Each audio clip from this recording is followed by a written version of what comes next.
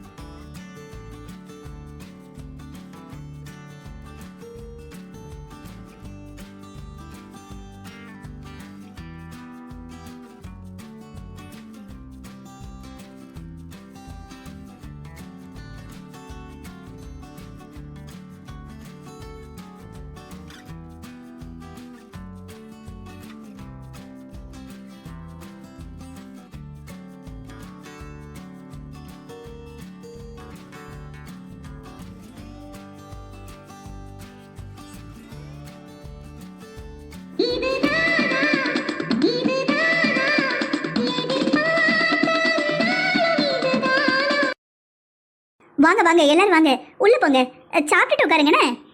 வாங்க மதனி, வாங்க. அண்ணனை காணோம். ஐயா வாங்க, அப்பா உள்ளதா இருக்காரு, போங்க. என்ன பூரணி, இந்த கல்யாணம் நடக்காதுன்னு சொன்னேன், இப்ப என்னடானா ஜோரா நடந்துகிட்டு இருக்கு.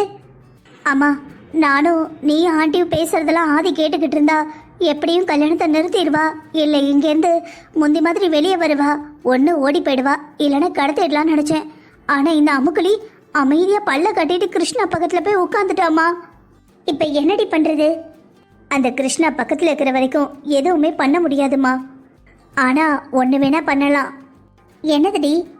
அவங்க வீட்டாளுங்க யாரையாவது தூண்டி விட்டு கல்யாணத்தை நிப்பாட்ட ட்ரை பண்ணலாம். நடக்குமாடி? ட்ரை பண்ணலாமா? வாங்க வாங்க, வந்துட்டீங்களா? காணமேனு பார்த்தோம். என்னாச்சுங்க, உடம்பு சரியில்லையா? முகம் வாடி போய் கிடக்கு. அதெல்லாம் ஒன்றும் இல்லைங்க, லைட்டாக தலைவலி, அதான் அப்படி இருக்கு. மாத்திரை ஏதாவது போட்டிங்களா இல்லையா? இது ஒத்த தலைவலிங்க, என்ன மாத்திரை போட்டாலும் சரியாகாது, அதுவா சரியானாதான் உண்டு. அப்படியா? சரிங்க, எப்போவும் ஹேண்ட்பேக்கில் மாத்திரை வச்சுருப்பேன். இன்னைக்கு பார்த்து கல்யாணம் பற்றிலாம் நல்ல நல்லதுமா எதுக்கு வைக்கிறோன்னு வைக்காமல் வந்துட்டேன். வேணா யாரையாவது விட்டு மெடிக்கலில் வாங்கிட்டு வர சொல்லட்டுமா? அதெல்லாம் வேண்டாம், எனக்கு உங்களை பார்த்தா தான் பாவமாக இருக்குது, நீங்கள் என்னைய பார்த்து பாவப்படுறீங்க. எனக்கு இப்படி சொல்கிறீங்க? என்னைய பார்த்து பாவப்பட என்ன இருக்குது? பின்ன 1க்கு 2 பொண்ணை சுப்லட்சுமி வீட்டில் கொடுக்கீங்க, வேற என்ன சொல்ல? ஏங்க, நீங்களே அவங்க வீட்டில் கொடுக்கணும் தானே ஆசைப்பட்டீங்க? ஆமாங்க, சுப்லட்சுமிக்கு ரொம்ப பணத்தாசை. அது மட்டும் இல்லாமல் தான் சக்கரவர்த்தி குடும்பங்கிற திமுரும் மமதையும் அவளுக்கு ரொம்பவே அதிகம். நாங்கள் அவங்களுக்கு ஈக்குவலான பணக்கார குடும்பம். அவளோட பணத்தாசை எவ்வளோ வந்தாலும் அதை தீர்க்கறதுக்கு எங்ககிட்ட பணமும் இருக்குது, புகழும் இருக்குது, குடும்ப பேரும் இருக்குது. ஐயோ பாவம், லாஸ்ட் நேரத்தில் 200 பவுன் கேட்டாலாமே. ஆமாம், அது உங்களுக்கு எப்படி தெரியும்? நீங்கள் வேற, உங்கள்கிட்ட கேட்டுட்டு என்கிட்ட சொல்லி சொல்லி சிரிச்சா. எப்படி 200 பவுன் உங்களால் போட முடியாது, அந்த ஆதி என் வீட்டில் வந்து எப்படி வாழ்கிறானா பார்க்க அப்படின்னு சொன்னான். என்ன சொல்கிறீங்க? ஆமாங்க, இது எதுவுமே உங்களுக்கு தெரியாதா? இல்லைங்க, 200 பவுன் கேட்டாங்க. நான் மற்றவங்களுக்காக தான் கேட்குறாங்கன்னு நினச்சேன். அவங்க அப்படிப்பட்டவங்களா இருப்பாங்கன்னு என்னால் நம்பவே முடியலை. எல்லாரும் அப்படிதாங்க, எல்லாரும் ஒரு முகத்தை காட்டுறாங்கன்னா அந்த முகத்துக்கு பின்னாடி இன்னொரு முகம் கண்டிப்பாக இருக்கும். சரிங்க, எது எப்படி இருந்தாலும் அவள் விதிப்படி நடக்கட்டும். என்னங்க இப்படி சொல்கிறீங்க? போய் கல்யாணத்தை நிறுத்துங்க. எந்த கல்யாணத்தை நிறுத்துறதுமா? அவங்க 2 பேருக்கு ஏற்கனவே கல்யாணம் ஆயிடுச்சு, சட்டப்படியும் கல்யாணம் நடந்துருச்சு, முறைப்படியும் கழுத்தில் தாலி கட்டியிருக்காரு. எப்படி இருந்தாலும் ஆதி கிருஷ்ணாவோட பொண்டாட்டி தான். இதில் நம்ம பண்ணுறதுக்கு எதுவுமே இல்லை. எனக்கு நம்பிக்கை இருக்குது, சின்ன மாப்பிள்ளை என் மகளை நல்லாவே பார்த்துப்பாரு. என்ன பண்ணுறதுங்க, மாப்பிள்ளை நல்லவனாக இருந்தாலும் மாமியை நல்லவளா இல்லையே. கூட வாழ போகிறது அவர் தானே. நான் அவரை நம்பி தான் என் பொண்ணு அனுப்பியிருக்கேன், அவங்க அம்மாவை நம்பி இல்லை.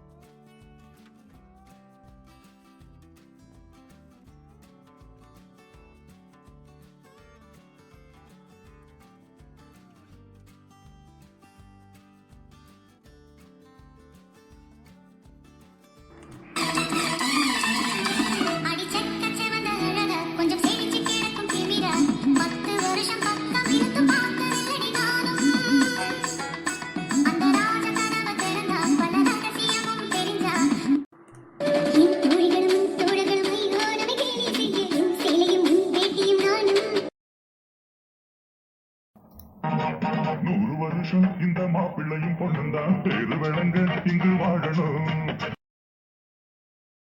ஏம்மா அண்ணனும் அண்ணியும் நம்மள கண்டுக்கவே மாட்டேங்கிறாங்கல்ல. ஆமாம்மா, என்ன பண்றது, தாலி கட்டணும்னு சொல்லியிருந்தா நீ பின்னாடி முடிச்சு போடணும்னு ஒன்று கூப்பிட்டுருப்பாங்க, மீனாவையும் கூப்பிட்டுருப்பாங்க. ஆனால் என்ன பண்றது, உங்க சின்ன அண்ணி தான் நான் அவர் கட்டின தாலி கழட்ட மாட்டேன்ட்டா.